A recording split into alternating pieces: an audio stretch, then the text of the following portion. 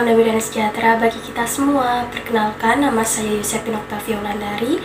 Saya mahasiswi dari Fakultas Ilmu Pendidikan, Program Studi Pendidikan Guru Anak Usia Dini semester 5 dengan nomor induk mahasiswa 18620500032 di Universitas Pancasakti Bekasi, Kampus Sri.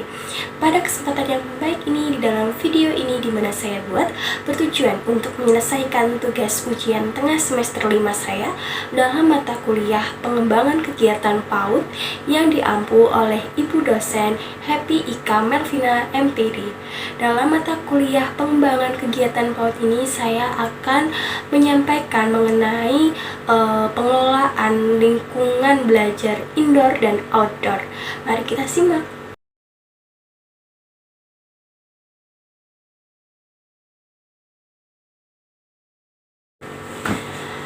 Pengelolaan lingkungan indoor atau outdoor dalam pedoman pengelolaan kelas pendidikan anak usia dini dikatakan bahwa lingkungan merupakan guru ketiga bagi anak. Dari sebuah lingkungan, anak banyak belajar mengenai kebersihan, kemandirian, semangat pantang menyerah, dan lain sebagainya. Maka dari itu lingkungan pada pendidikan anak usia dini harus direncanakan, ditata, dimanfaatkan, dan dirawat secara cermat agar dapat mendukung pencapaian hasil belajar yang telah ditentukan bersama. Lingkungan belajar dan ruang kelas memiliki peran penting bagi keaktifan pembelajaran, dan lingkungan belajar itu sendiri ialah suatu konteks fisik, sosial, dan psikolog yang dalam konteks tersebut anak memperoleh belajar dan memperoleh perilaku baik. Adapun prinsip menata lingkungan belajar dalam PAUD atau lembaga TK setara, di mana diantaranya yang pertama membuat anak merasa aman, kedua membuat anak merasa nyaman, ketiga mendorong anak untuk dapat bereksplorasi, keempat mendukung anak untuk dapat berinteraksi dengan lingkungannya, kelima sesuai dengan tahap perkembangan anak. Tujuan pengelolaan lingkungan belajar secara umum, tujuan pengelolaan lingkungan belajar adalah untuk mewujudkan situasi yang kondusif untuk memfasilitasi perkembangan dan belajar pada anak secara maksimal sesuai dengan perkembangan, baik itu kognitifnya, fisik motorik, sosial emosional, nilai agama, dan moral, bahkan seni pada anak, serta menghilangkan berbagai hambatan yang akan mengganggu perkembangan dan aktivitas belajar anak. Nah, lingkungan belajar itu sendiri terbagi menjadi dua, diantaranya yang pertama ada lingkungan belajar yang di dalam ruangan atau sering dikenal dengan lingkungan belajar indoor, dan di luar ruangan atau lingkungan belajar outdoor. Lingkungan belajar indoor. Nah, lingkungan belajar indoor merupakan lingkungan fisik di ruang kelas, yakni yang terkait dengan segala kelengkapan material, ukuran luas, arah ruangan, dan segala isi dalam ruangan. Nah, pengaturan lingkungan di dalam ruangan yang ditata sedemikian akan membangkitkan minat dan rasa ingin tahu anak, serta memberikan rasa aman dan nyaman serta menyenangkan. Setiap pusat belajar membutuhkan berbagai peralatan yang akan digunakan dalam kegiatan belajar anak. Hal tersebut tentunya perlu ditata oleh pengelola lingkungan belajar indoor. Adapun yang terkait dalam mengelola lingkungan belajar indoor yaitu mencakup ukuran ruangan, arah ruangan, keadaan lantai, keadaan dinding, keadaan atap, pengelolaan sumber belajar atau penyimpanan alat bermain edukatif atau APE, pengelolaan lemari dan loker, pengelolaan ruangan istirahat anak, dan lain sebagainya yang mendukung pembelajaran di dalam ruangan.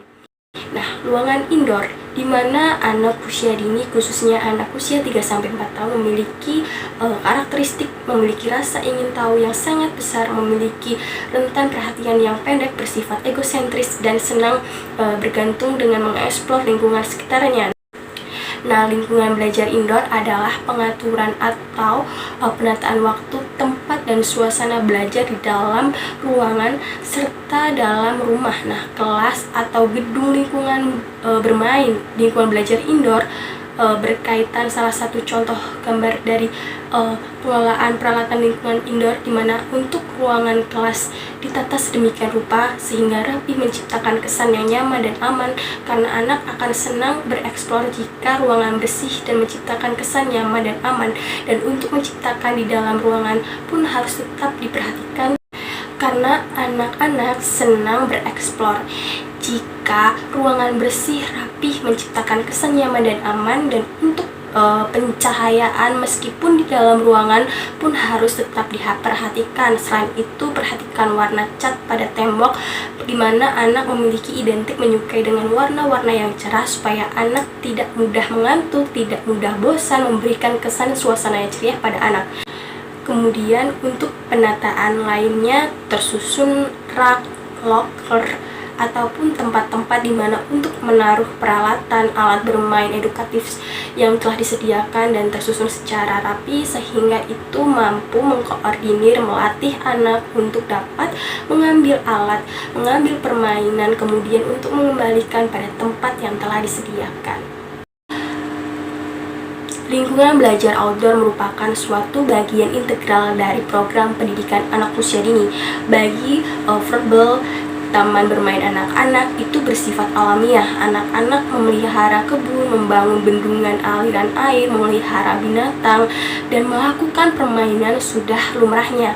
Anak-anak sangat menyukai kegiatan pelajaran di luar kelas atau outdoor, dan kegiatan di luar kelas ini merupakan suatu bagian integral dari program anak usia dini. Namun juga perlu diketahui bahwasanya pembelajaran di luar kelas tidak hanya berperan sebagai tempat bermain, akan tetapi berperan sebagai wadah untuk mengekspresikan kegiatan, keinginan, dan sebagai media pembelajaran yang lebih efektif.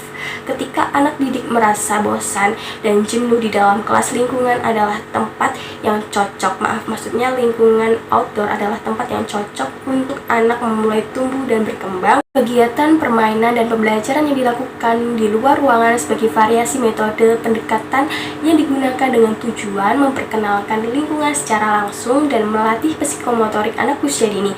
Adapun hal yang paling penting dari penataan lingkungan outdoor adalah anak mendapatkan pengalaman yang unik. Misalnya, sains yang datang dengan sendirinya secara natural, yaitu bereksplorasi dan mengobservasi dengan tenaganya sendiri. Anak dengan langsung dapat melihat pembuatan warna, kemudian memegang pohon, mendengar suara hewan, dan mencium udara setelah hujan. Anak menggunakan semua peran mereka untuk belajar tentang dunia.